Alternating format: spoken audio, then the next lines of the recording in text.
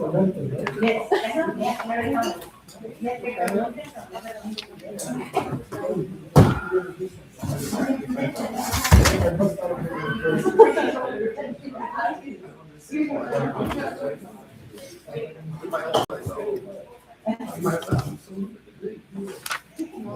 so we're going to be open.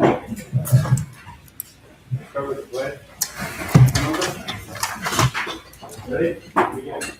I pledge allegiance to the flag of the United States of America and to the republic for which it stands, one nation under God, indivisible, with liberty and justice for all. Remain standing. Father, we thank you for coming tonight. Thank you for the opportunity to serve tonight. Thank you for all of us who are willing to serve our community, and we pray that us will serve in doing the way that honors those who gave that life, and also honor you in that process. Tasks are not always easy, and sometimes burdensome, but we make it easier. We give you that burden. Your yoke is easy. Your burden is light. Thank you, Jesus.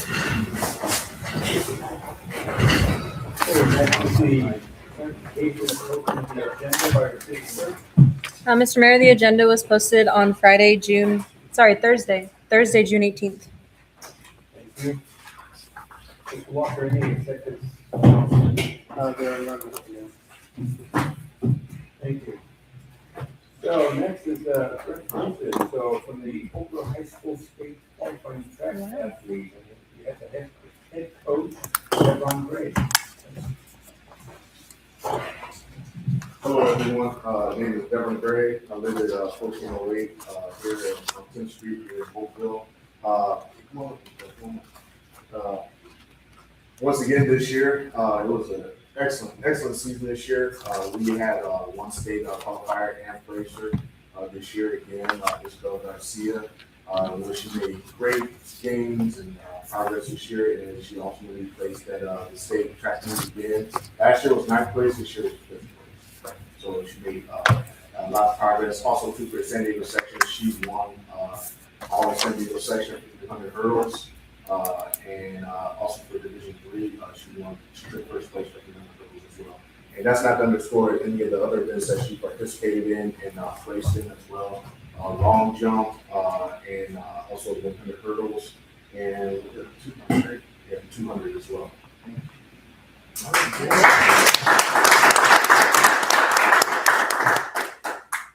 Isabel, can you step up to the mic? Tell us a little about yourself. You're gonna be a senior? I'm gonna be a senior, but I'm still 16. I don't turn 17 for the regular occupation. I'm supposed to be an incoming junior. And the 300 hurdles. Well, A lot of people don't like that event. I know I had a kid who ran track one year and needed that event. So. Tell us, how did you master it? How you don't even have a track to run on here. How did you get so good at it? I don't know how I got good at it. And this weekend, I ran Oregon, and it was the first time I used both my legs. So next year, What? You usually just use one leg? One leg? like both of my legs could go. Oh, no. I wouldn't alternate legs. Oh, Okay, so you would change stride. You did. Come on, coach. So let me clarify for you all. So in the world of hurdles, traditionally you end up going over hurdles and over one leg, so your lead leg goes over that same leg every time, right? So what she's doing, she's running college events now, 400 hurdles. So it may require step changes or lead leg changes, which is very difficult to be able to do the same. You have to if that's how you say it, you have to be able to do both. So we've been working on that, and she's able to do it now, and she beat it doing it. So that increased your speed because you didn't need to shift at all. Yeah, I grabbed like 3 seconds. Yeah. So, So, yeah. in the 400. Congratulations. Well, congratulations. Good job. Let me, so we have a I got another question. Oh, go ahead. So you're riding the 5th now, right? Can you see better? I mean, you can see them all. But are you, how close are you? You're getting awful close to the podium now. Two seconds. Yeah. And you checked that, how much you shave off this last year? Was that full place last year? no, how many seconds? It's the same difference. She gained ground plus, what people don't realize too, last year, we had 3 in the top nation in the San Diego section unknown. And 3 on, it was a anomaly. 3 at the top in the whole nation were in San Diego alone. So those 3 are gone, and so the playing field kind of balanced back down. And I saw you were all CIF first team for track and field. I saw that in the San Diego newspaper. Newspaper. Yeah. I saw this is the first one here, number 2. I think it's the first one here, No, I think I saw that, over the weekend, or, yeah, we were in Oregon. Murray follows this stuff. So Yeah. believe him. I read the UT. Sports writer, he's always on it. I think our mayor has a certificate for you, right? Yeah, so let me read this as well, and then if you don't mind, if maybe the whole council together can get a picture with you. Okay, so certificate of recognition on this day, 22nd day of June 2026, the following award is given to Isabel Garcia. This certificate is given to Holtville High School track and field athlete Isabel Garcia for placing first at the CIF Division III track and field championships in the 300 hurdle event, and first at the CIF San Diego track and field championships in the 300 meter hurdle event, and fifth at the 106 CIF state championship in the 300 meter hurdle event.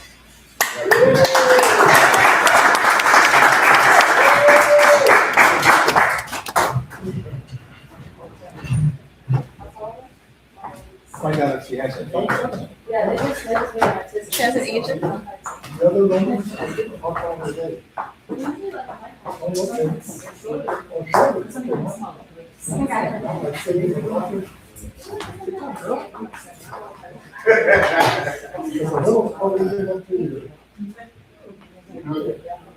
You can hold that. You're a little taller.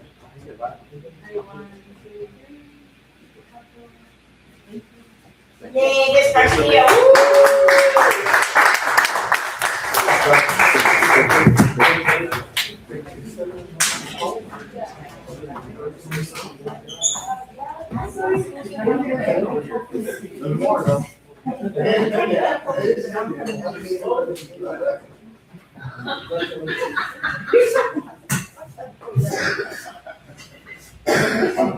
Yes, it's called the rock.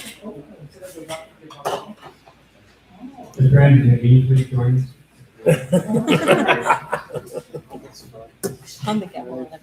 I'm sorry, Mr. Mayor. On the gavel at him. Talking with our constituents.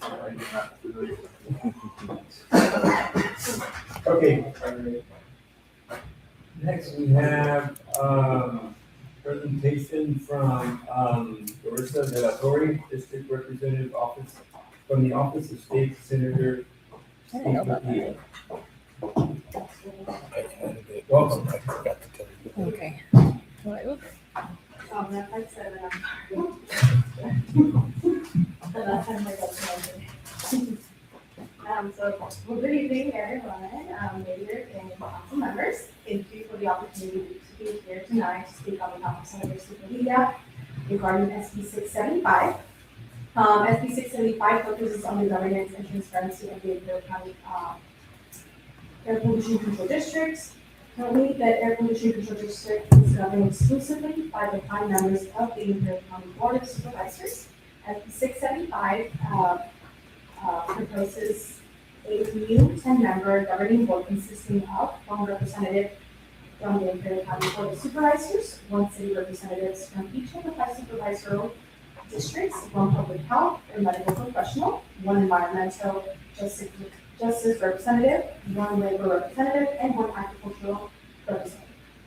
The bill also increases transparency by requiring more public access to information such as permit applications, enforcement actions, notices of violation, air quality information, and budget information. Additionally, the bill requires the district to evaluate its public complaint process, pursue available grant opportunities, develop a comprehensive air monitoring planned and published an annual air quality report.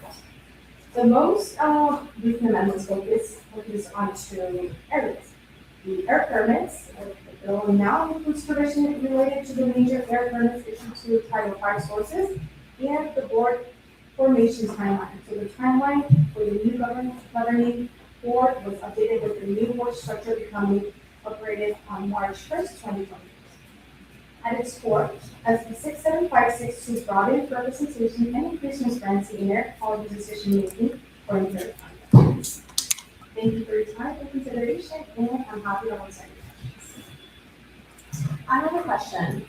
I did try to educate myself as much as I could on SB 675. How many environmental health justice groups are there in our county, and is there only one particular one that you are? There's only going to be one representative from the region groups. How many options does the county, or do we have as a community? Actually, I don't know if there's 7. I don't have the answer to that. I don't have the EJ. But I believe it's like 7. Okay. Well, you said you're not sure if there's just 1 or 7. I'm not sure how many, but it's only one. Right. EJ groups. Okay. And then it'd be a public health or One representative, it can either be a physician with a specialty in like respiratory issues or environmental, or like environmental. Are you aware of SB 675 affecting any fees for application proposals? Do you know if that will impact them in any way? As of right now, the bill's moving through the legislative process, and it will be going before our appropriations committee for the fiscal analysis. Senator Padilla also stated in his talk, so based on the information currently available, the projected costs, they're going nowhere by what was mentioned on previous meetings, so it's less than that, but it's still going to an appropriations for fiscal year. Is there somewhere we can view the town hall meeting? I don't think it was. It wasn't recorded. It was. There was a question. You said there will be one representative from health, one from labor, one from ag, and one from environmental, right? How are those appointed, and who is appointing those? That question exactly, I believe it's going to be determined by the board. By the current board that sits, which is the So board for of the city, let me supervisors? get back to you on that question. Because I have the language, but let me check on that, who's going to be appointed to that. But for the city, it's either going to be a mayor or a council member, and it's up to the state for the city representative. And for the EJ groups, I'll get back to you on that.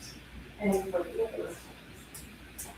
So with the public, I mean, like, you were saying appointed, would the public know that there's these vacancies, whatever you may call them, available, and like if they want to submit their name to possibly be?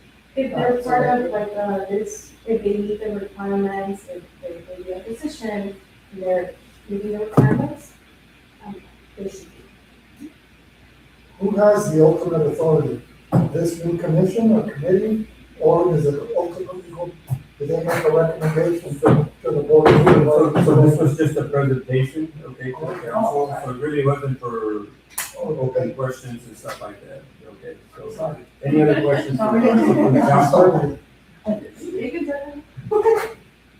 I have no more questions as of now. If you could get that information to us, maybe email it over to Nick and share it with us.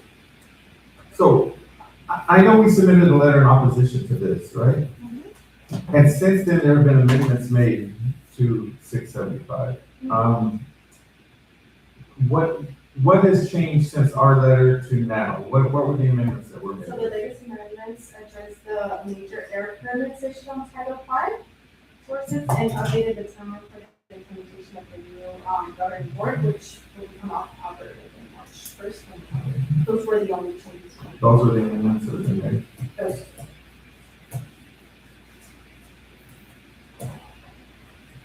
Any other questions? Thank you. Thank you. Cool. go on to the general public's comments. The public may address the city council on any item that does not appear on the agenda for this meeting within the purview of the city council. Do we have any public comments? If you do, you state your name. It's not me.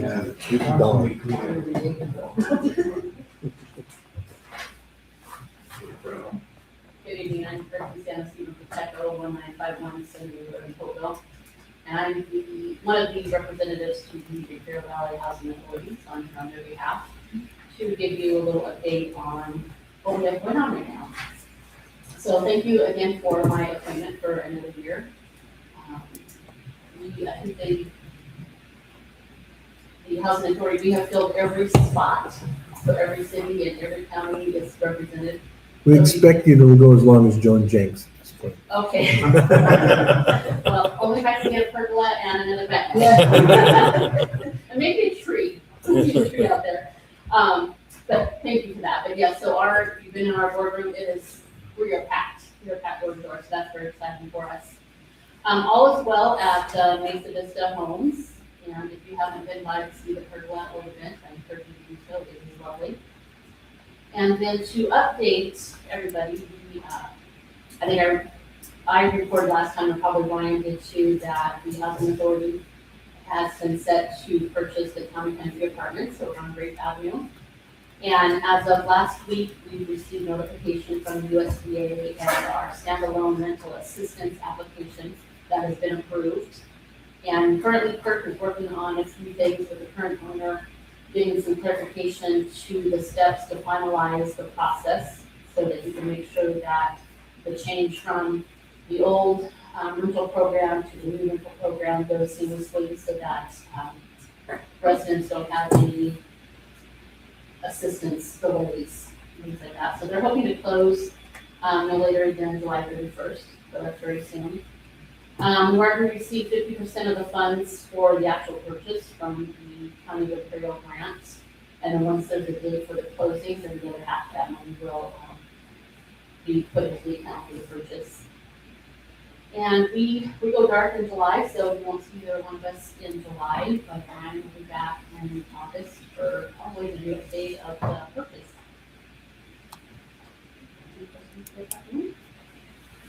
Thank you, Ricky. Any questions? I have a question. I think I know the answer, but just out of my own curiosity, anybody that is currently residing there will not be affected by the purchase of. Correct. Okay. So it'll be like business as usual for them. There Yes. wasn't. Yeah, and that's why they're trying to work out some of those kinks to be able to go from one assisted program to the new one. Ricky, how many units are coming from here, do you know? Mhm. Not that one, sorry.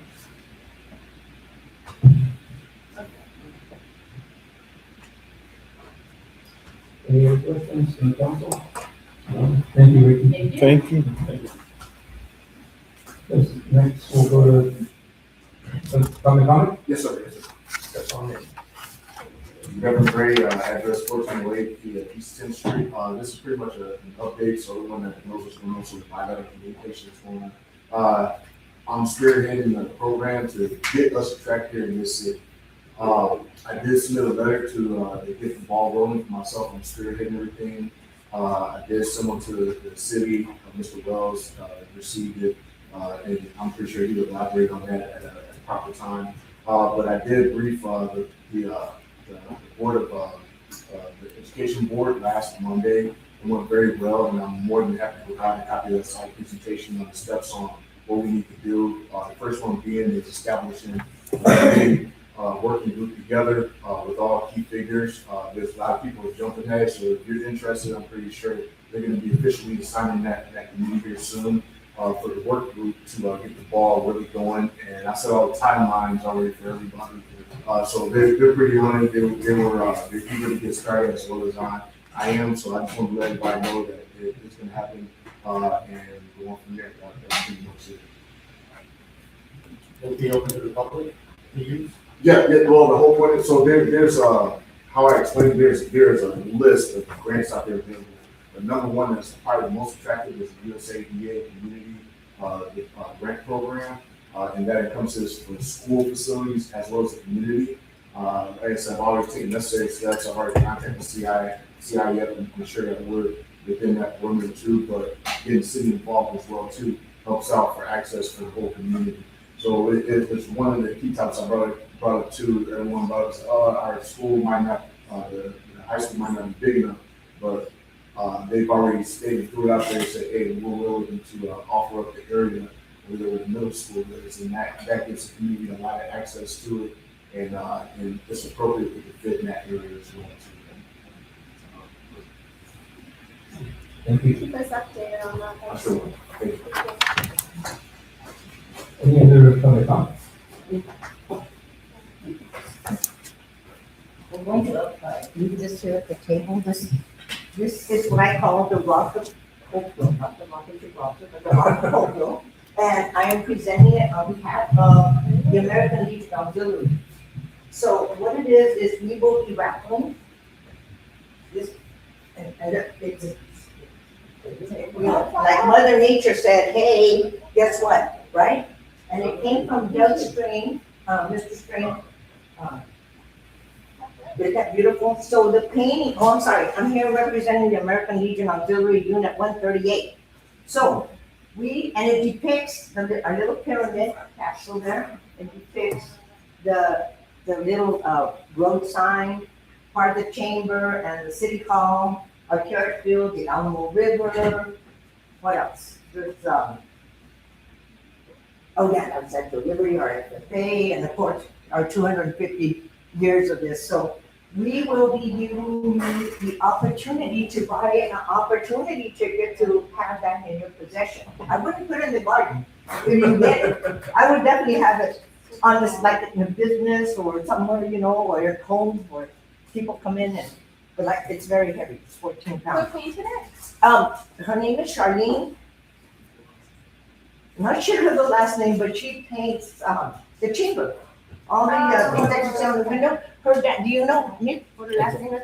Anyway, her dad did it, I think, previously years before, and so now she's brought that.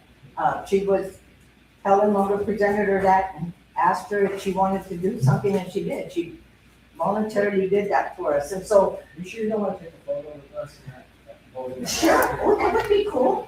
Yeah. Come on. I did call some of the council members and say, hey, if you have $5, bring it with you, and I don't know why. It's got some Blue Angels on it. I want John to be able to hold that. Because he worked for Blue Angels. Yeah, that's right, sure. That's right. And Alex always bought me one Europe's always. Where it's like, again? We also have available at the chamber. That's what I was calling you. It's the paparazzi. They're always after you, Murray. Check what's the name. It's a picture. Put that on a necklace and give it to the citizen. Oh, yeah. On the neck. Flavor Flav. Good. You better work the neck out before you.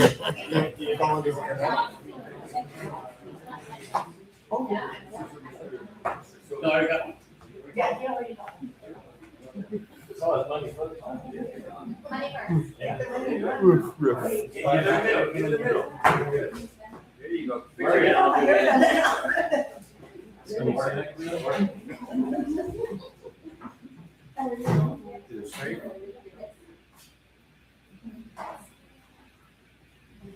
it. Yeah, definitely so beautiful. So thank you, no, thank you guys. Okay, so my name is the It's a pet rock. So like I said, the chamber does have, she also has. What is the drawing? Oh, I'm sorry. Is that July 3rd, we have our celebration. Oh, Yeah, so what's we going have on our. July 3rd? fireworks? We both know tonight. Do you remember when Helen was with you? She asked, okay, she asked if she could do the drawing. Okay. Any tickets? All right. The winning one, though. I'll write you that. Yeah. Thank you guys, thank you so much. Thank you.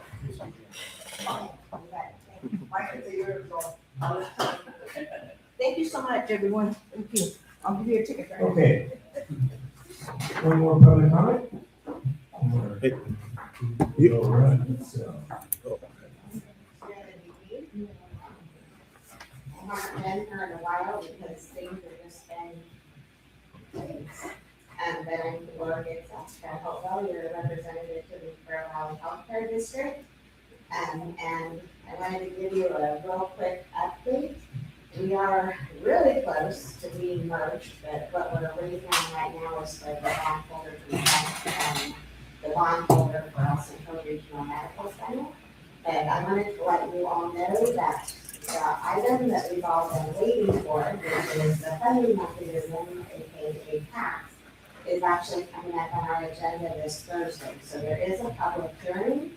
I believe it'll be around 7 o'clock. Our regular meeting is starting at 6, but it's starting with a closed session for our negotiations. But then the open session and public hearing is going to be hopefully somewhere around 7. Our meeting is rotated to a Central Regional Medical Center, so it'll be at the medical offices building, which is that building that is east of the hospital itself, so it would be northeast of the hospital. But there's those medical things that are not right up against the park, but close. That is where the meeting is going to be held. I know there's been some things flying around on Facebook, but at this moment in time, we have not determined an amount that we're going to be asking for. So we are open for public comment and ideas of how we can collaborate and make all of this happen for the betterment of our community. And so, yeah, if you're interested in getting the facts and having some input, please comment on this on Thursday. But otherwise, we're still pretty excited because, yeah, it's taken a little longer than what we anticipated it to take, but then we've been listening to other entities that have done these types of mergers, and they're saying it took them at least 2 years, and so, yeah. Oh, that's, you said Thursday. Yes, this Thursday, the 25th.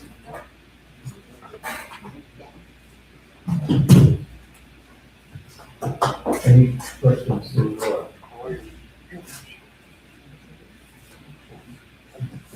Thank you. Thank you as always, Laura. Yeah, thank you. Okay, any other public comments? Before we go on, you might let some of the folks know that they don't have to stay. Oh, yeah. Not you, Chair, we haven't seen her yet. We're politely waiting for a break. This is your shot. This is your shot, man.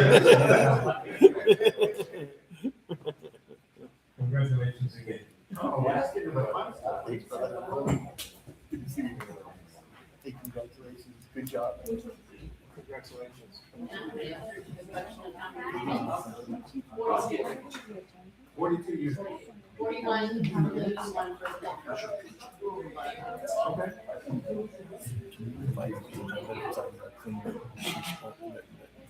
Okay, so we'll move on to the consent agenda. Items on the like her consent have a agenda copy of it, or just approved be without comment. Should any council member or member of the public wish to discuss any item, they may request that the item be removed from the consent agenda based on the new business. We have 2 items: approval of the minutes from the regular meeting of Monday, June 8th, 2026, and he turned it in 49397 to 49443. Council?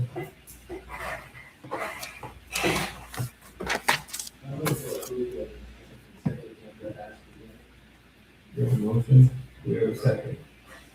Yeah, I'll second. We have a second. Roll call vote. Mike Goodsoe, Yes. John Munger, Yes. Murray Anderson, Yes. Vanessa Ramirez, Yes. and Mike Pacheco. Yes. Thank you. This is the report of officers, commissions, committees, and engaged most up with our city clerk, Yvette. Thank you, Mr. Mayor. Since our last meeting, the resolution was approved for us to call for a consolidated election with the county. I went ahead and submitted that to the county and it was accepted. And then, just so that everyone's aware, the filing period for the candidacy will be starting on July 13th. It'll go between July 13th and August 8th. 7th, August 7th, sorry. Thank you. Thank you. Mr. Wells? Thank you, Mr. Mayor. Just a couple of quick things to report. Attended the Cal City's Division Dinner meeting, was that last week? Yeah, last week. And some things coming up. This is our last meeting before the grand Holtville Independence Day celebration on Friday, July 3rd. Everybody should make their plans to be there for all of the festivities. Everything on schedule? Everything's on schedule as far as I know. So I've had a couple of moments of panic because I was talking about putting postings up here and we haven't done that yet, but I think we can do that fairly quickly. And then our next council meeting is projected to be dark. If anybody's interested, we probably will not have a next council meeting. The first July meeting, which is 7/13, probably potentially is going to be dark. So our next council meeting will probably be 7/27, July 27th. That's all I have. Thank you. Mr. Walker? Also attended the Cal City Division Dinner, which is a treat for me because I don't often get to go because of commitment. So it's nice to have it on a Monday night and eat some really delicious, if not overpriced, Chinese food. Thank you. Council member Vanessa Ramirez? Not too much to report. Have been visiting the county library last week. School's been out, so doing little quiz and a thing. That's all I have. Thank you. Mr. Ennis? Thank you, Mr. Mayor. I did attend also the League of Cities meeting last Monday, and we heard a wonderful presentation from IID board member J.B. Handy and I don't remember the official title. General manager? General manager? Yeah. I thought it was a very good presentation, very informative. So I was very appreciative for that. Also have attended a chamber board of directors meeting. A lot of talk, of course, about the big July 3 celebration here in the park. Talking about the vendors they've got lined up to come. Kind of mapped out where everything's going to be. It's going to be a wonderful time here at Holtville that night. And they did ask, they wanted to make sure this room is going to be kind of a 1976 revisited here, right? Mr. Goodsell's going to bring out his bell bottoms and his disco clothes. Yeah, there's going to be a disco ball right there. Well, I don't know how, it's not going to be like the haunted house fully, Like a Happy Days inside of the owls. I don't know about that, but whatever we can put together, mostly I want to put up, copies of the Tribune from Ben, blow up copies of that, blow up perhaps that letter from the mayor that was included, a few other kind of artifacts, and certainly when we open the time capsule and the things that are in it, we want to put those on the table or something to display. So, yeah. No jukebox? Bubba, shut the jukebox. What's that? I don't know what a jukebox is. Oh, that was funny. Good one. We can get a hold of like the high school, the yearbook for the graduating class. Yeah, it's a good idea. Be awesome. Yeah. No, I think that's it for me, Mr. Mayor. Thank you, everyone. Good night. Thank you. Thank you. Good luck. Okay.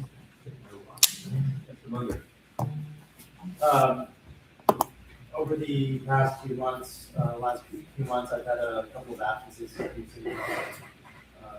been due to some different assignments with work and some other responsibilities that have taken me away, and for that I apologize. However, the responsibilities with my work have progressed to become more and more increasing. And this past Friday, the state called me and asked me to take on a much larger role in healthcare in the state. And as a result, they have asked me to start this new role effective July 1st.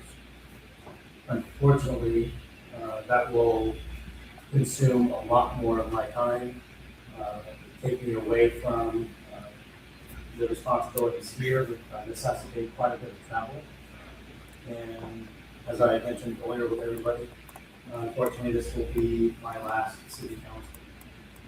And because the start date is July 1st, I will have to resign, this may be the 30th of June, to make that official. With that said, while we've had some challenges, I don't have a negative thing to say about this city council, the opportunity.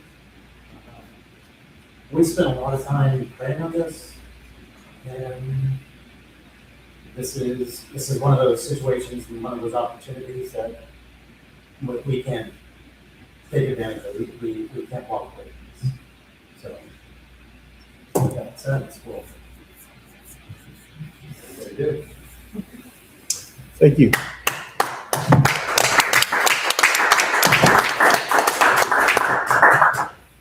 Well, we wish you the best. And I do want to thank my wife for encouraging me to do this. And the kids. It's been a pleasure working with you, Mr. Mulder, and congratulations on this new exciting opportunity. I hope I challenge everybody to think outside the box, not go with the status quo, to question whether that was contentious at times or not. It's important to continue to move forward. So, thank you. Appreciate that. Thank you. Mr. Russo. Yeah, I'd just like to tell Roger that it has been quite a court. Yes, there were challenges, but we've all had personal growth through this challenge. And now it's on to keep that level of personal growth and the application. We feel leg up on this one, which we have regional influence. We'll support. I've had a busy time with Layton. I wasn't in Cal City Division's meeting. And I did enjoy that at least presentation. The next night, this next day, I participated in the SCAG legislative committee meeting, my first one. Just recently had Alex on the committee. And it's interesting that Senator Padilla said, talk about the Senate bill 675, because we had 7 bills of interest that were brought before our committee on the 16th. And we discussed each one of them, and 3 of them got the vote of opposition from our committee in 675. I tried to share with the committee that we're provided camp here in Carroll County on 675. There's a county code. I don't know how many others did. And Imperial certainly not. Imperial wanted it very much. And so I just presented it that way to the committee and said we're invited camp down there. They started doing it. So we have done this pretty quickly, and it's kind of surprised us. Their read on it was that, Jan Hart and Paul Beverly thought that the state stepped in a little bit too much to take away local control. So she made a motion to oppose that. She didn't take much of what was happening. And Margaret Kennedy from the city of Washington, she seconded that motion, and we all voted to oppose that. Also, there was one in San Bernardino County, SB 1414. A similar thing, we just in that commission, take away local control. Curtis, Kurt, from San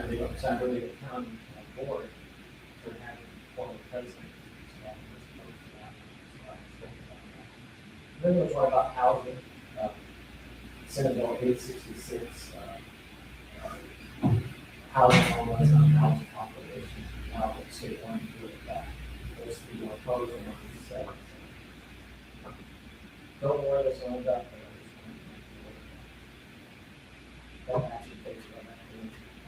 I also had a airport land use commission meeting the next night. And I have ICTC coming up on next week.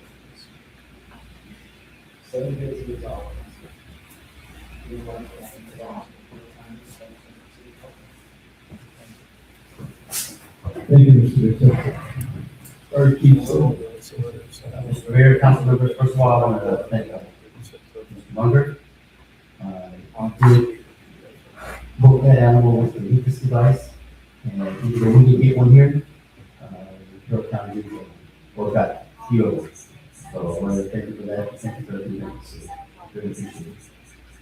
Since I last seen you, we did go out to the Dayton fire. That was done on the Riverside, Norco city limits. We were there for 72 hours. The guys represented the city very well. First time we actually went out and they pulled the Crow Valley strike team. We've never been there before, and it was interesting. It was very good. Also, in case you have questions on the Alamo fire that we had a couple weeks ago, it was a long night. I was incident commander, and whatever happens, you got to take that facility. So it was about 5:30 in the morning. He was coming towards the facility, and we decided to jump over our perimeter, and we took off down the Alamo River. But luckily, nothing was damaged, and you guys did a fantastic job. Long day, long night, fantastic job. Also, as previously mentioned, we are ready for the 3rd of July fireworks. Be at the skate park, and we have an instant action plan ready to go just in case anything happens. Also, we went to the high school fireworks, and I'm sure that was a little close for you, but it was a great event. I'm very proud to announce that the Fire Academy graduation is Thursday. We have 3 graduates. Every Thursday at noon at the IBC. And along with the 3rd of July events, we're also preparing for the 4th of July.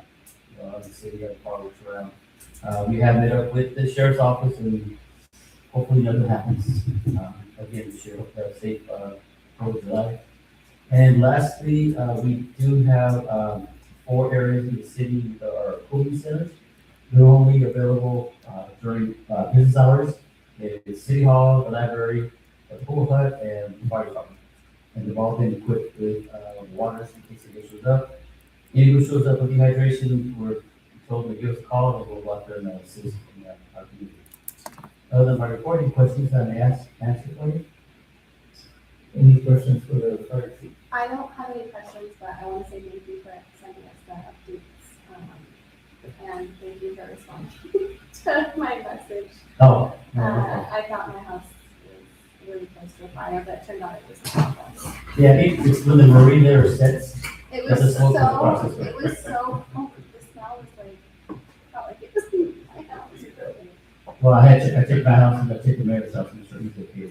Oh, well, in case you want to Okay, we'll over here. go on a field trip. Thank you. So cause of the fire, Alex, at the Alamo, were we thinking arson? What's the? It wasn't the arson, but it's definitely man-made. Arson is a malicious act. When it's people out there doing social sparklers and set a fire, it's not really arson, but it's definitely man-made. Also, they have a monetary loss to it. But because a couple of days later, it's ignited again, and it was like it was completely gone. So the sheriff's been up there and controlling the solution. They find any evidence or anything? It's just so hard. It's the drill itself, the river, it's so hard to get access to anything out there. We literally have to walk it. That's probably it. We could have vehicles in there, so. We did find some individuals that were out there. having social partners, and then we did have some kids who were out there too, in the same area, at the same time. You define social sparkler. What is that? Hop on whatever it is. Everyone. No, fuck, I can. Hurry. I get the reference. It comes from a fundraiser run too. And Mr. Mayor, can I ask a question? Mr. Munger, are you going to potentially be coming to our July 3rd event, or are you not available for that? I would say you would have to, I don't know how to make it. You'll I'm gonna be try to make it. out of town? Yes, Well, that's the whole point of everything is. Right.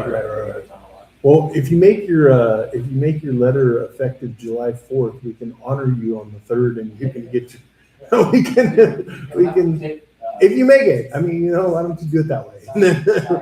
And even if you don't make it, we'll honor you anyway, so. Yeah. Okay. Yeah. Thank you, then for, Yeah. I forgot one thing I wanted you guys to do. I went to the mesquite mine, gold mine last Thursday, and I took a tour with my police, my property from the county supervisor. You should do it sometime. It's so interesting. Like, it takes a half day, but it's very interesting. I almost thought of that. Here's that.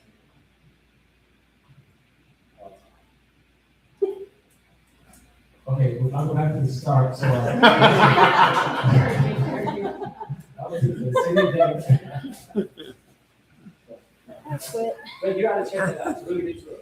Do they first you, make sure you didn't take any? It is. There's a lot of, they're pretty serious, they didn't even let me see the dog, I saw pictures of it. I saw photos of the room, and I saw photos of the dog. Yeah. You know, the dog is kind of everywhere out there. But it's hard to get to, you know, to. You can see the house and the dirt, and you can put some, but the whole process of having to work and They're moving mountains to get home. Literally, moving there. Thank you. For myself, I did attend the, Cal dinner there. Thank you, Mr. Walker, for hosting that. Sorry, I missed on the first one. Congratulations. Other than that, that was it for me. Next on our agenda, we have unfinished business, which is none. Under new business, we have 3 items. The first one is, discussion we did last week regarding a request by the Holtville Chamber of Commerce to issue a permit for a professional fireworks display at the Independence Day celebration to be held on Friday, July 3rd, 2026 at Holtville Park. Mr. Webb. Thank you, Mr. Mayor. As most of you are aware, we worked with the chamber to try to kind of add some excitement to this event. And we were all a little disappointed that we couldn't get fireworks for July 4th. So it was found that they could move, if we moved the event to July 3rd, we could have fireworks. So it would seem that we should probably, much to the chagrin of Mr. Anderson, allow for those fireworks to be permitted, as is the case with the Holtville High School demonstration every year. Because of our ordinance, we have to issue a permit for any fireworks display that's in town. So this will be taking place on city property for a city event, and along with the chamber. Refer to the weather too, right? Yeah, Silva comes in and tells me this morning there's a chance that it might rain.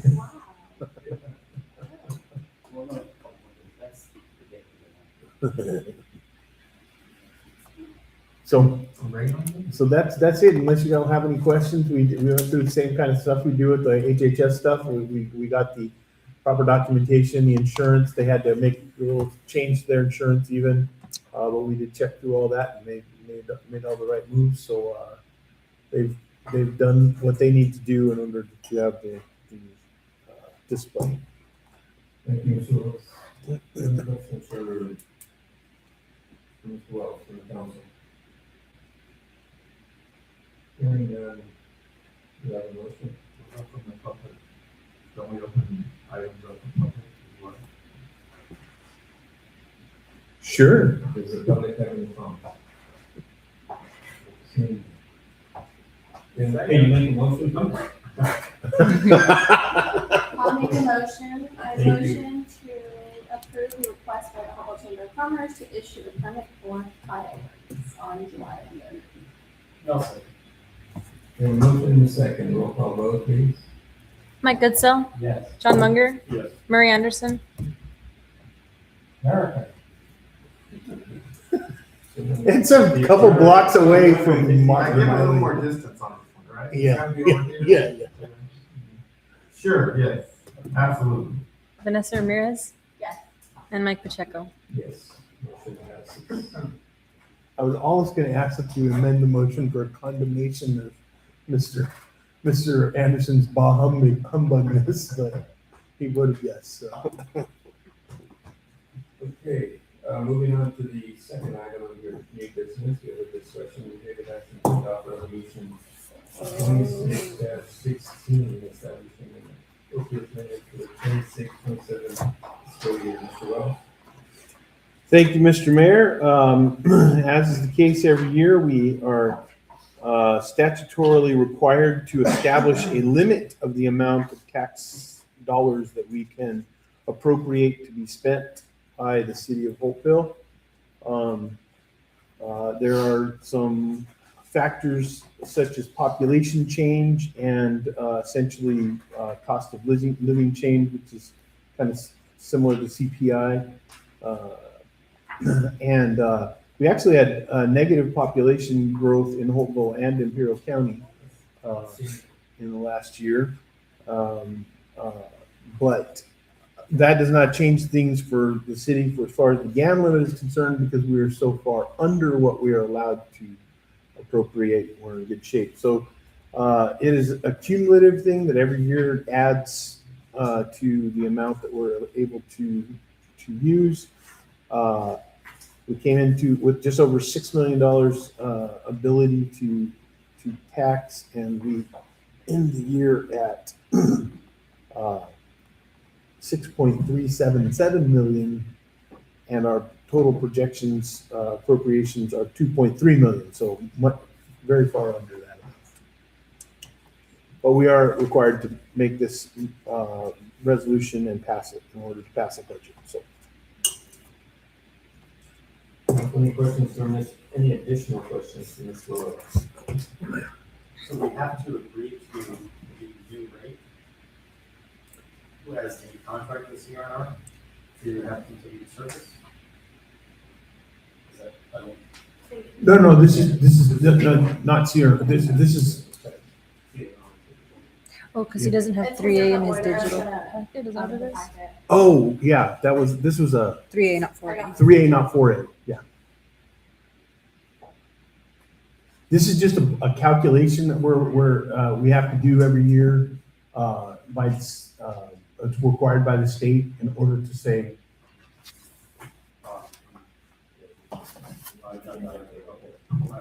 Yeah, no problem. So this is this is calculation that we takes into account population and CPI to say how much available tax room we have, and we're so far under it. We're fine, but the calculations are presented and must be adopted in order to adopt our budget. Thank you. Council?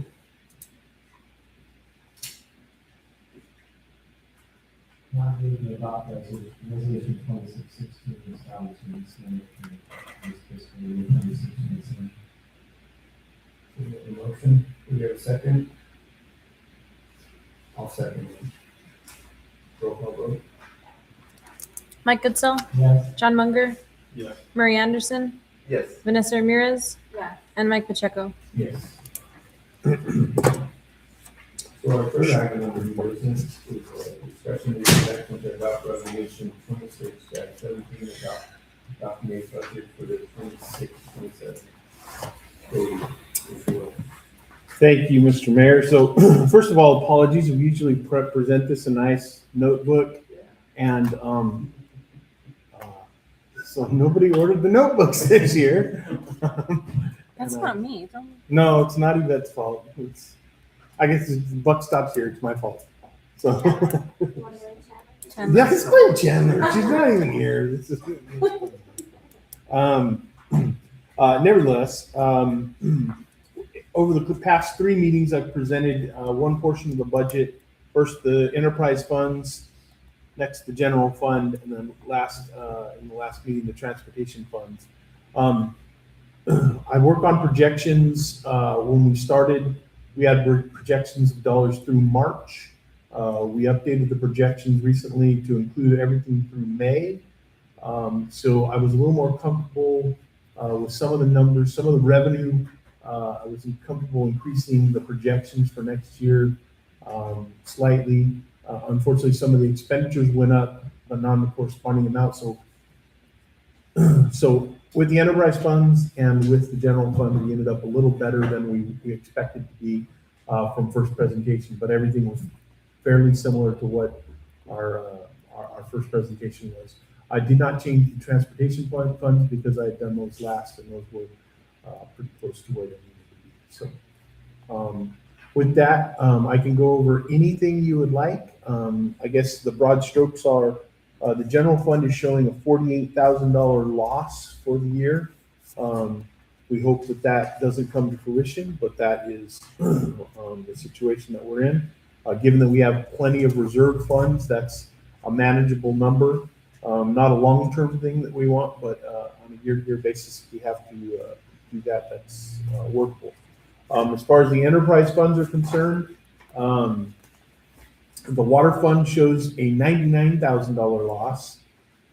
That is something that we're going to need to work on. I did have discussed over the last couple of years that we need to explore raising water rates. The first step of which is to do a rate study. I have worked with the whole group to prepare a RFP for getting a consultant to prepare that study. That will be hopefully done within the next week or so, and we'll get that out, and maybe even by the next meeting, we may have a preferred consultant to perform that study. So anyway, water $99,000 loss projected.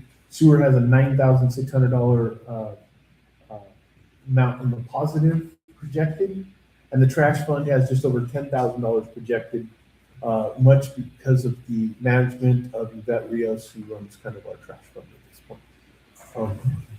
That right again. Yep. As far as the transportation funds are concerned, I did discuss this last time, but we are having some of our revenue held back at this point until we get our audits finished.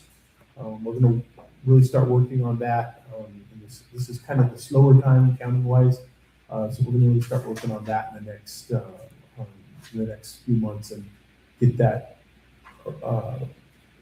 rectified and get our audits done so that we can get that transportation money flowing back into the city. If there are any questions, I'd be glad to answer. What's the amount on that? What they owe us account? Once you get that thing. Well, I'll give you as far as like the current gas tax. So it's several. There's federal gas tax, and we had projected $337,000 in revenue, and which is usually fairly accurate. And we've only received $259,000. So there's a good $75,000 for sure in the federal gas tax. The big one for us is LTA revenue, and we had projected $475,000. Again, should be fairly accurate. We have received $314,000. So that told me there's 161,000 out there that we haven't been able to get. So 160 between the two, the LTA and just the LTA is 161, and then the gas tax is approximately 75. Yeah. So we're looking at $240,000 between the two of them. And again, that money's not going away. It's just sitting in somebody else's bank account until we get this until we get our audits fixed, so. What's the time frame on the audit? Because you're asking us to approve the second consecutive year with a negative, for the budget, but I understand what you're saying as far as the money that's. Yeah, but Checks in the bank, checks in the mail. yeah, the negatives are in the water and the general fund, and those two are not affected by that. And again, the water is the more concerning one, but that's something that we're going to be addressing coming up soon. As far as that stuff is concerned, I'm hoping that we can, in the next 45 days, get all the bank rec stuff done and tie up the stuff so that we're ready for the audit. Then it's going to be a matter of scheduling the audit with the auditors. They usually take 2 or 3 months to get it done. So we're still months out from that happening. Now, the good thing is that's all transportation money, and we don't have any huge transportation projects that are starting in the next few months. So that shouldn't affect us greatly in the next few months. So is it a direct one-for-one where the 200, let's say it's 225,000, is that what you said? 230, 240,000, yeah. Minus the 50 and it puts us in the green by that amount, or Well, the different fundings and one can go directly to the bottom line? But those are just transportation specific dollars, so we're not in the negative necessarily on transportation stuff. But what does that do overall for the GP? I mean, General fund, nothing.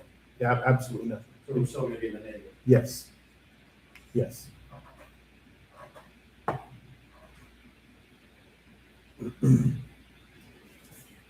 Because we've had this conversation before, and I know we've talked openly about it, about us receiving the documents the night of. And this is a lot of updates that you're asking us to take a cursory review through and approve tonight. That's incorrect. I presented the general fund 2 meetings ago, and it has not been changed significantly. The general fund loss was, as I recall, was somewhere in the neighborhood of 75,000 when we presented it last time, and now it's and it shrunk. Yes.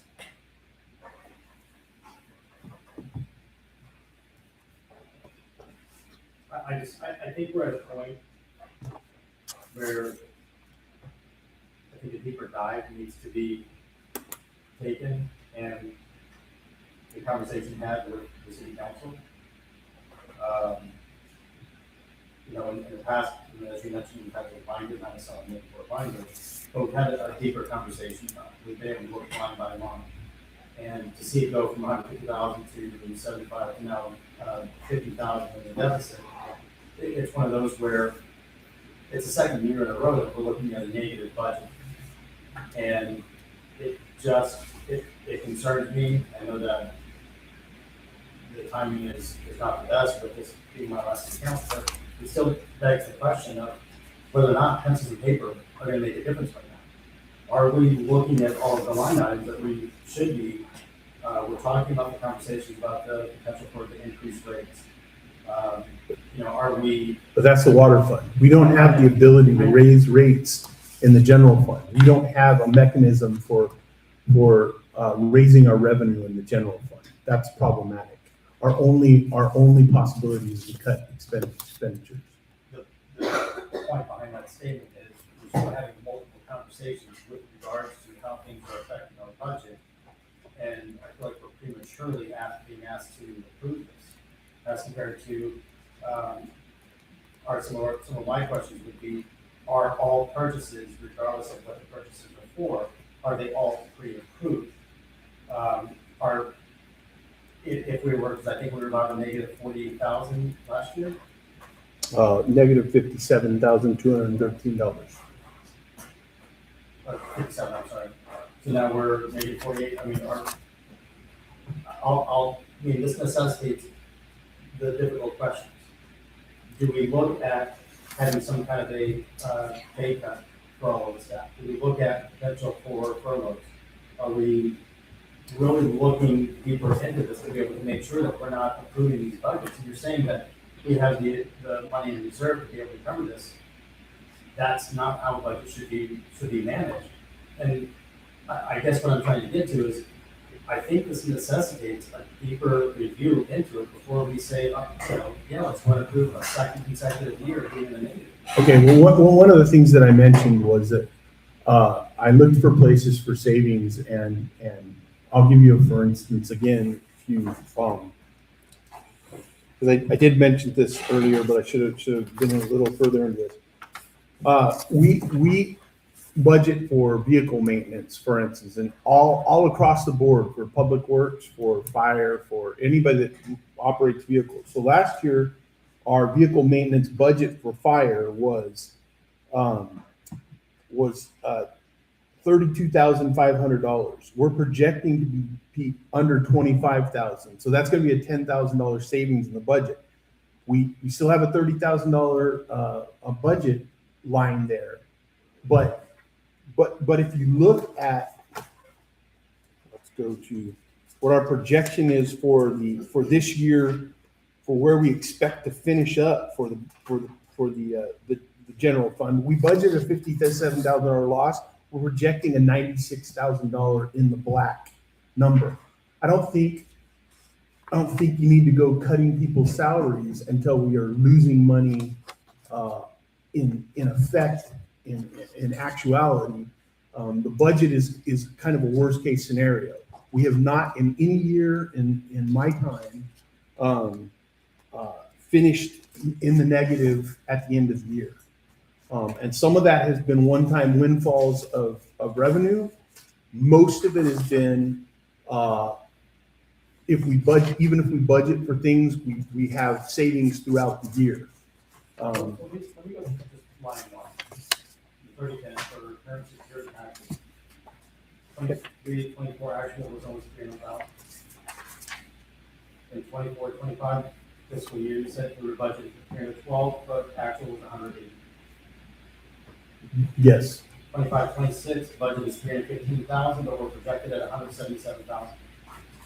And again for 26-27, proposed 300,000. But we just in the first line alone, that's a significant difference. And again, I'm going to go back to, we're being asked to review the final numbers because you've been making the changes, and I get that. Mm-hmm. But we're being handed this right before the closed session. Didn't have a chance to go line by line in there. You're asking us to do that now, and I don't think it's appropriate for us to not have that deeper conversation. Okay. And then if I go down into some of the other lines, bill pay fees. We're budgeted for 8,500, but projecting over 12,000, and we're proposing 11,000 for next year. But then looking at the previous years, we got the cable franchise, and those are just looking at the first page without going further in. So I guess what I'm saying is I cannot approve this tonight without a lot of those things being addressed or those questions being. Okay. I just want to know that for $3.7 million revenue, $49,000 shortfall in mid-year is not that unusual. As receipts continue to come in. We've budgeted a negative in the general fund. I'd say, I've been doing it 15 years. I'd say we've done it a negative 5 or 6 times.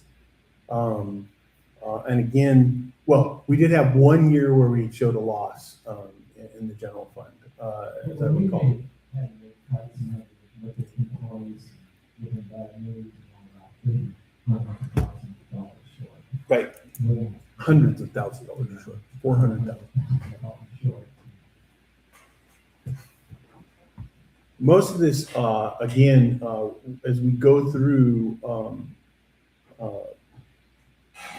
well, structurally, we have the ability to spend money and then we ramp it back wherever we can. It's tough to know, I'll give you a good example. Again, apples and oranges because we're looking at the general fund, but the water fund, chemical costs were skyrocketing a couple of years ago. So we raised the amount we were projecting for chemical costs. And they never quite got to what they were projected to be. We were told many times when we were getting ready to do the sewer plant that our electrical load was going to go up greatly in there. Never came to fruition, and so we over budgeted for electricity on those. You know, one of the things I tried to kind of pay attention to it, but our fuel costs for this year are obviously going to be up significantly from what they would be in other years. But I don't have a crystal ball and I don't know. But I would venture to say that fuel costs are coming down significantly right now as we speak. And so hopefully whatever we spend on fuel across the board, from fire to public works to whoever, is going to be significantly less. And so a budget is not intended to be like directly, this is perfect and straight. It's intended to account for what we think is reasonable and logical. So that's kind of what we've done.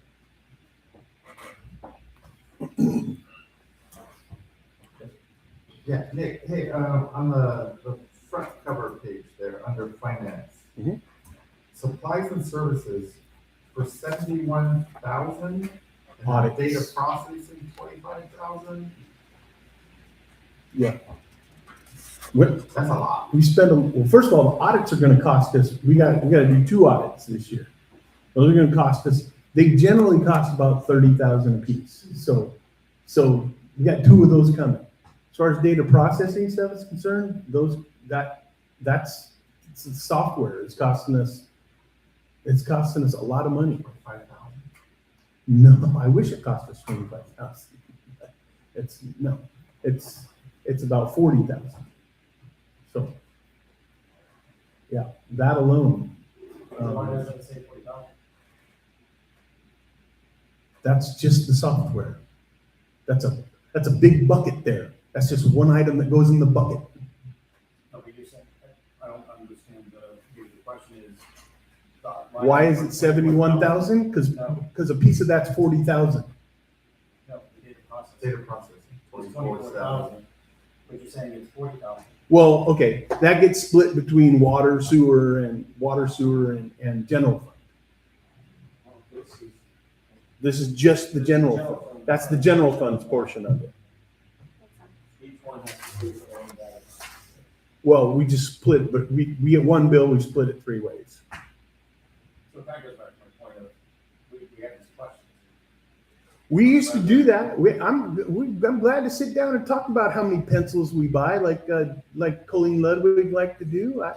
We can do that.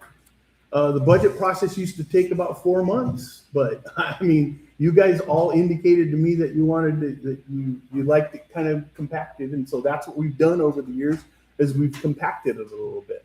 But For either a monthly or quarterly update on these as well.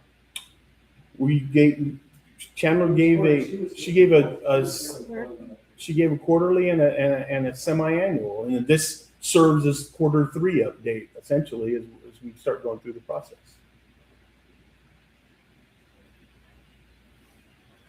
Any other questions for Mr. Wells from the council regarding this item?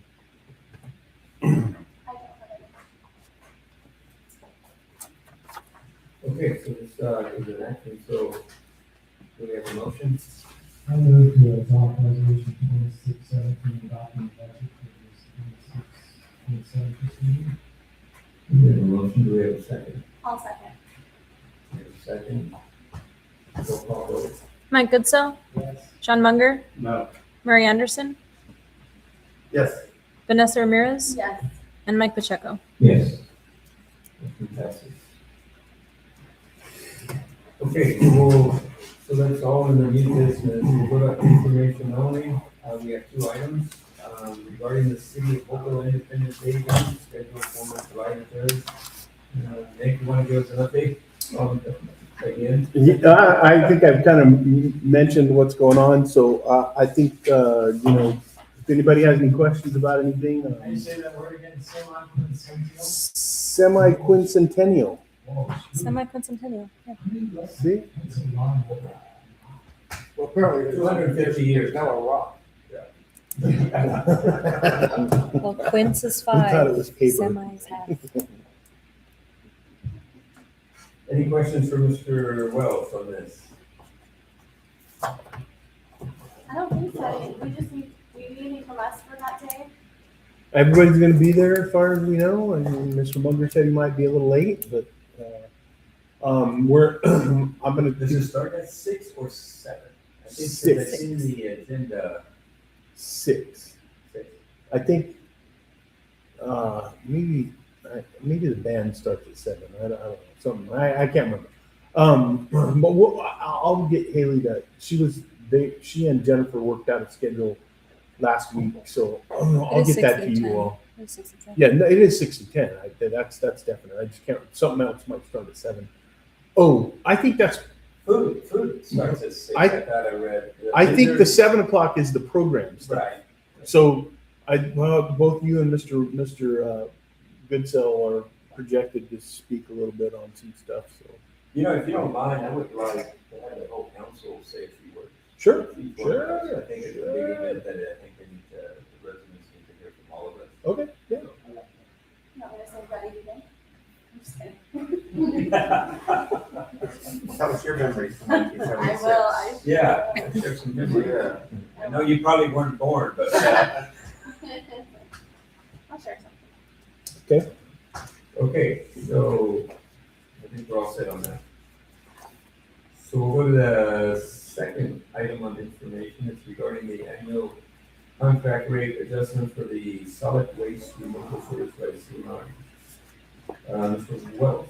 Yes, thank you, Mr. Mayor. As my report says, this annual increase is baked into our contract with CR&R that they have the ability to raise the rates based on fuel costs, CPI going up, et cetera. I will say we check out the calculations. In the past, we've had some taken exception with some of the calculations that they made and protested against those. I think as far as this year, I don't see a problem with what they've put forth. I did also include in there that in 2023 we didn't have, that was the year that we signed the new contract, so that was we got a 0% increase that year. Everything was capped in the contract at 4% per year, but the highest we've had increase was 2024. We had a 2.5% increase. Last year's 2.3, and this year's a 2.1% increase for the residential rate. There's a little bit of when you get down to the commercial, it gets a little more varied, the changes. But in essence, we had a 56-cent increase in 24, 52-cent increase last year, and a 49% increase is programmed for this year. So I guess, I bring this annually and just say, if anybody has any huge opposition or problem, we can talk about it. But it is in the contract that they're able to do this. It is significantly below what the amount that they would be able to statutorily do within the contract. And we did check the calculations and found them to be fair. So. Thank you. And Victor's here. I'm sure he's got all the answers to any questions you have. Mr. Maria, you want to say a few words or just give some questions? Well, I'll just say a few words, and then if that doesn't answer any questions, I'll try to answer those to the best of my ability. Vivek, I deal with CR&R. We certainly enjoyed the relationship that we had with the city of Holtville and here in the Imperial Valley since CR&R came to Orange County to provide the waste management collection services for not only Holtville, but the city of El Centro, the Hero Public Utility District, Westmoreland, and Patriot. The public has Oxico and Imperial involved. We reached an agreement with the county of Imperial to service under state mandate, the unincorporated areas. So they were able to individually sign up with either Burtech in the north, Republic, or CRNR, their costs were being tripled. So if they were paying anywhere from $12 to $20-something dollars, they were gonna go up to 60 to 90 to 180 for their servicing. So what we created with the county and public works and coming to a mutual agreement was to franchise the unincorporated area services so that those 1,300 residential locations scattered throughout the Imperial County will come under the jurisdiction of Republic, having one segment of the county where they have most of their accounts. We'll be serving the northeast area and some of the I-86 and 11 corridor. So we'll be splitting that up in an equitable manner. The city manager is correct in saying that there's a 4% cap to increase, or we can go 12% below. That's Holtville has the lowest rates countywide for your monthly service. And I think this one will be an increase of 48 cents to your monthly bill. Some of the other cities, like Hebrew has, I think they have an 81-cent increase. And that's based on the PPI, the Public Producers Index, and the Consumer price index. That's calculated regionally, statewide, what have you, the population for Republic, for CRNR, for Allied Waste, all of them. It's not something that we come up with the formula. We utilize a company that the City of El Centro and others use, H&H, and they make the recommendations. Truly, the Public Works Department and the hauler, etc. And so our hands are tied. And that's it. So we try to limit the increase. So there were a couple of years back in between 2011 and 2014 where we didn't raise the rates. The times have changed. The world has uncertain conditions, and unfortunately for the United States, from a consumer standpoint, we do a lot of importing because of trade agreements from Pacific Rim countries, China in particular, and South America, as well as Canada and Europe. So we're kind of handcuffed. People go to the lowest rate. Yeah. That's what. We've been consistent in that. We can raise the other utilities. Any questions for Mr. Craig from the council? I don't really have a question. I understand the rates. I get what you're talking about. No questions, but I do have a concern. And it's something that comes up from a lot of our residents, and I'm glad you're here, and I'm not sure if you're the right person to. He doesn't drive it, so. I know he doesn't, but do you know somebody that could help us with our street sweeper? Okay, the street sweeping we've contracted that out. Okay. And the city of Calexico, the city of El Centro, et cetera, are utilizing that service. Calapat and Westmoreland have their own street sweepers that we purchased, that we use for theirs. And it's been a constant battle, trying, on maintenance and operation, et cetera. But we're aware of it. Okay. And, Is that what the issue is then, the maintenance and operation of it? well, it's just the parts are how you get them. And they, for some of the, well, there's a lot of issues, but I'm not putting the blame on. But for example, a lot of residents throughout the valley, throughout the state, have multiple cars.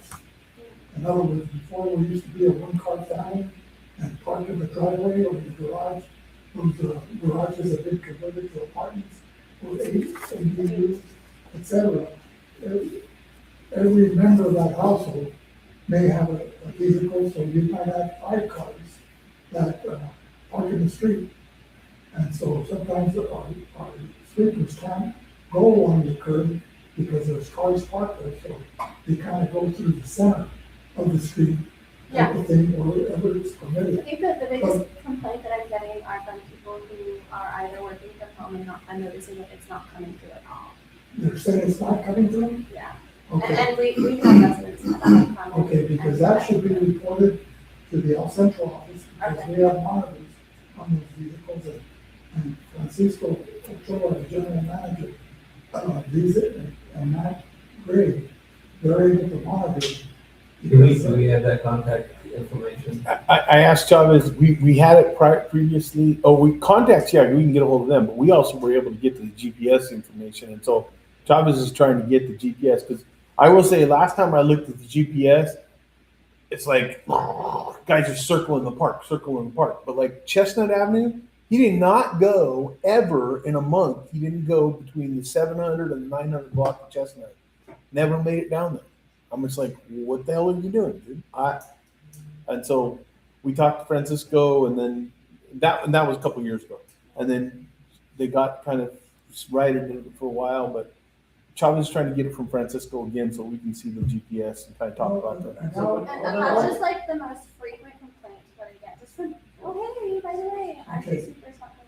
So if I can, I'm That's sure fine, one more that's thing. fine, that's fine and dandy, but if we don't get those calls, Right. then it's not monitored, and it's not, but I will, when I leave here, I'll give Francisco a call, have him get in touch with your, what is it, Alex? Alex, yep. And address those issues, and then meet with you, go over the last 30 days or 2 months on the GPS, just to ascertain, because if it's a driver issue, then we need to bring the driver in and get that corrected. Whether it's. Mr. Munger has a question. So one more nuance to it is, and I'm just this way, in front of my house, I have a hard crystal white room. I swept the street, from the middle of the street, in front of my house. And I hosed everything down into the gutter, and swept up the gutter. That way it's clean in front of my house, because there's times that I park out there, and I now know I can walk out barefoot, right? So my wife, my grandkids, etc. I literally am doing that behind the street sweeper now. Because when he comes through and we don't have the car parked in front of our house, it is actually being left dirty rather than sweeping it up.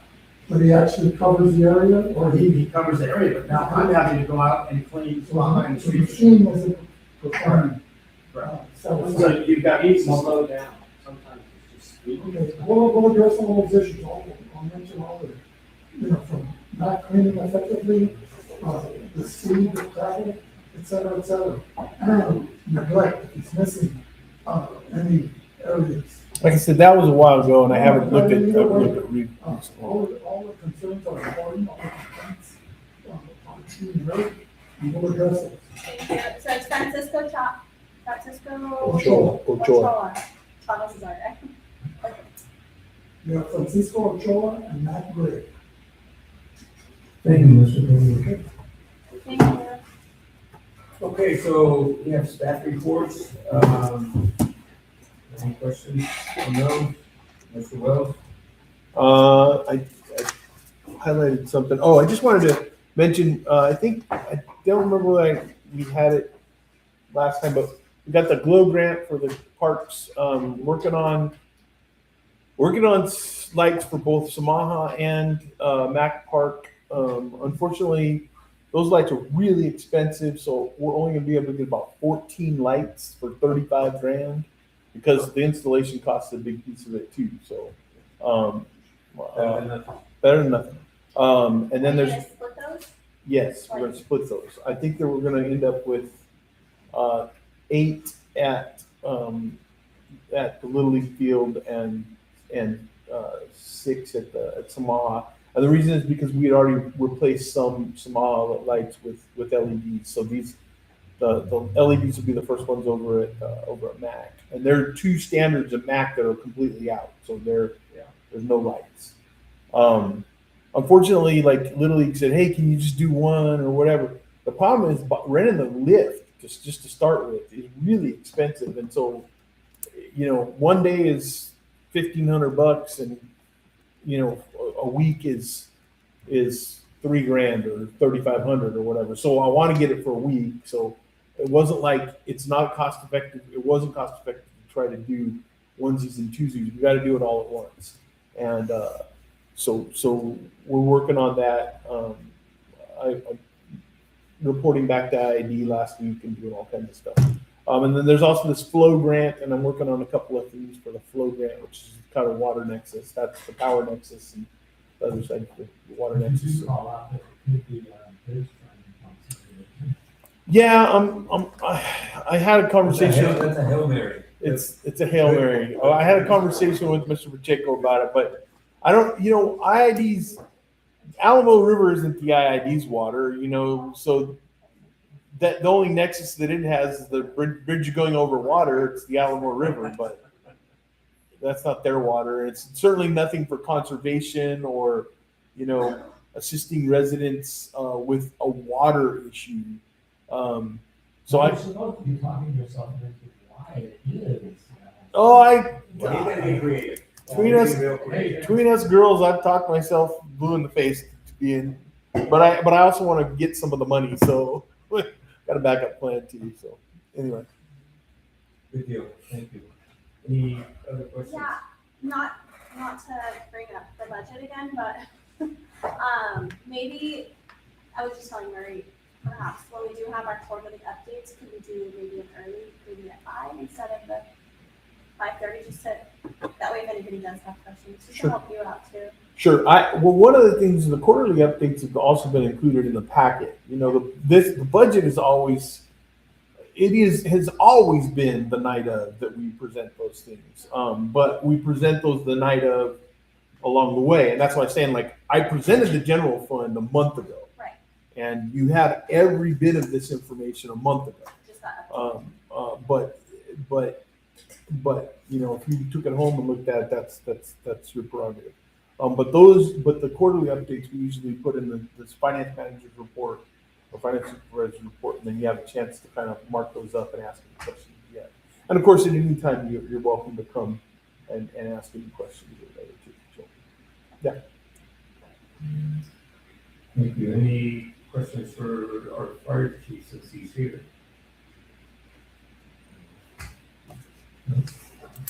All right, items for future meetings. Yes. I guess we can take direction from the rest of the council at this point to, it's not agendized, to post that on the website or something, soliciting anybody that's interested or that kind of thing. Do we have to Fulfilling the open term. it to the public? Can it just be an appointment of a former council member? You don't have to open it. You don't have to open the public. Your We have mandate is within 60 days to do something. Do something. That's So we either could appoint say- or call for a special election. Okay, So then I start. we don't have to get an application form. Yeah, you're close enough now that some councils would not even appoint somebody that's actually vacant, but you may have people that are out there that. All right, can you take an action to leave it vacant or? Well, I suppose if you did nothing, then the default position is a special election, but you have an election in November anyway, so it's probably no harm, no foul, but I think. Well, we had the same issue with Ginger last We did. time. It's almost the exact same time. It was a little bit earlier. It was a month earlier. Do we have, Mr. Walker, do we have time as council to discuss this, since we're not gonna meet? So technically, we can meet next time and figure it out, but we have to appoint by the following. So by August, we need to appoint someone. Yes. Like the last meeting in August. We'll call for Were we the talking about doctors or anything? Yes. First meeting. Council meeting, right? Yes. So if we did go dark, then it would be 2 weeks later. right? Yes. Because the 27th of July. Yes, To graphic, the first time official. right, right. It's really getting awfully close to the election. It's 30, yeah, and then it's 30 days So. to our next we meeting after could, that. On that night, reasonably say, too close to election, we just have to lie. Oh, these book says 30 days. Because what we're talking about, 27, and then 2 August. Our thing says 30 days, not 60. It's actually 60 days. The state statute? Yeah, the government code says 60 days. So we should fix our code then. Yeah, government code 60 days. I should know what it's for. Are you suggesting we go ahead and meet on the 13th? No. Okay. I'm saying that if we're going to justify not filling, we would want to be on the 13th, because then we'd be giving ourselves another chance to work on filling. Right. We're giving us 2 more weeks to work on filling. But the more that we push it out there, that it starts to get close to the election, the more legitimate the justification of not filling. I mean, we could. Well, we could still go theoretically, through the process. theoretically, We it's, wouldn't have to start the process, but it's held on 27th. as a broad term, the 60 days ends on September 1st. And the election is 65 days later or whatever, right?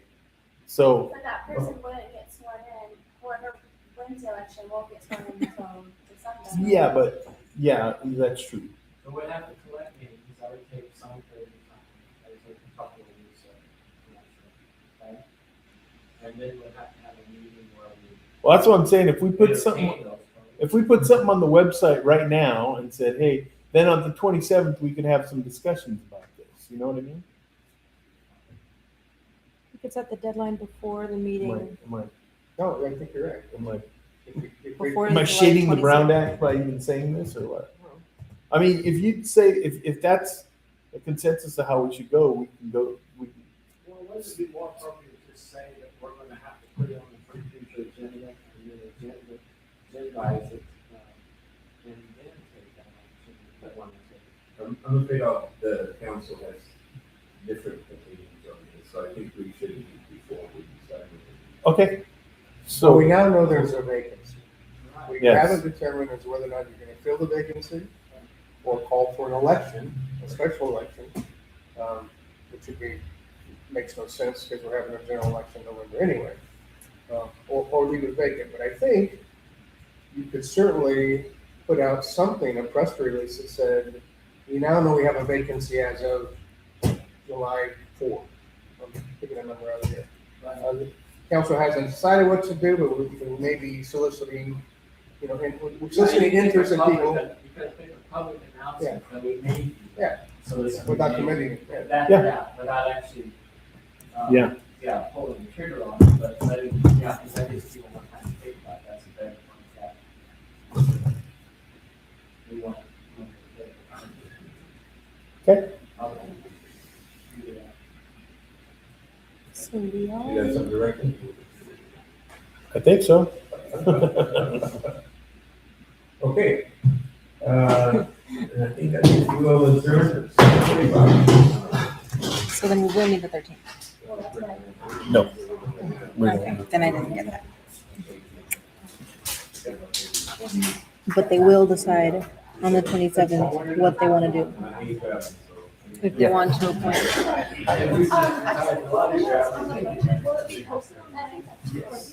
Okay, do you know when that was? Tomorrow. 40 years, we've done 40 years. Yeah. What was It's a new the total general fund budget? Anything else? Where's that? In terms of the gym? I'll give you this. North. Um,